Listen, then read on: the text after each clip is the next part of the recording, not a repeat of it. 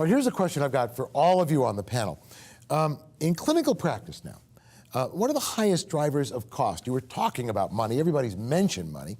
What are the highest drivers of cost in cardiometabolic disease management? For example, how are patient outcomes and economic burden affected once a patient has had one cardiovascular event?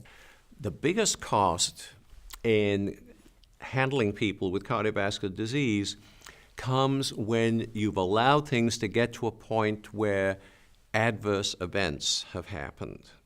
It's not expensive to deal with hypertension. It's not that expensive to deal with cholesterol or other lipid abnormalities. It's really not that expensive to deal with diabetes, though it's probably more expensive to deal with diabetes than other risk factors, because it's not just a question of doctors and medicines, but it's having to have regular eye checks, regular foot checks, things like that that are part and parcel of really good diabetes care. But overall, you can deal with those risk factors in a fairly economical and sensible way.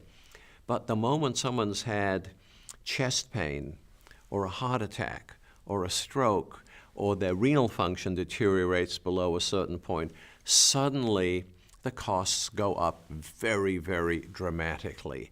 And unfortunately, there's not much we can do about it.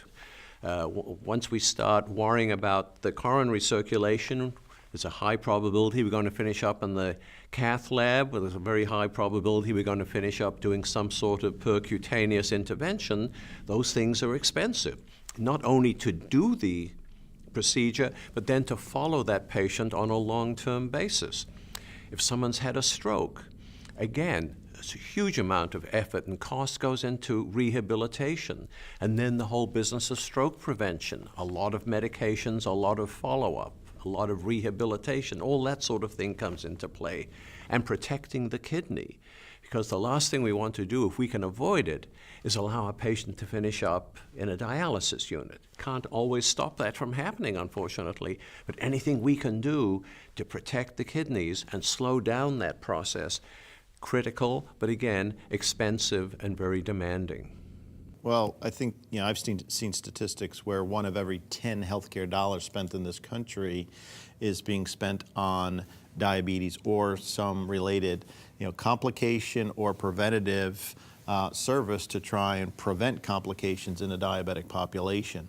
We know for certain that, once that patient's progressing to the point where the kidneys are failing and, they have a cardiovascular event, depending on the nature of that cardiovascular event, the costs escalate substantially. Of the dollars that we do spend today, about 70% of those dollars are actually not to get that patient to goal for their diabetes. They're to manage all of what comes along with diabetes, and that's the cardiovascular comorbidities, the cardiovascular events, that come along with that, and it's trying to prevent other negative sequelae from occurring down the road. Can you parse it out even further? Which of these cardiometabolic disease manifestations are the most expensive? Well, any manifestation that puts you in a hospital is expensive. Right. Which is the hospital is where the money is. From a managed care standpoint, the greatest proportion of our dollars are spent on inpatient services. So typically, the biggest source of cost for us are cardiovascular events, strokes, heart attacks. That's or efforts to prevent those, angioplasties, stent placements, what have you, in patients who have been identified to have a disease but not yet have had a myocardial infarction.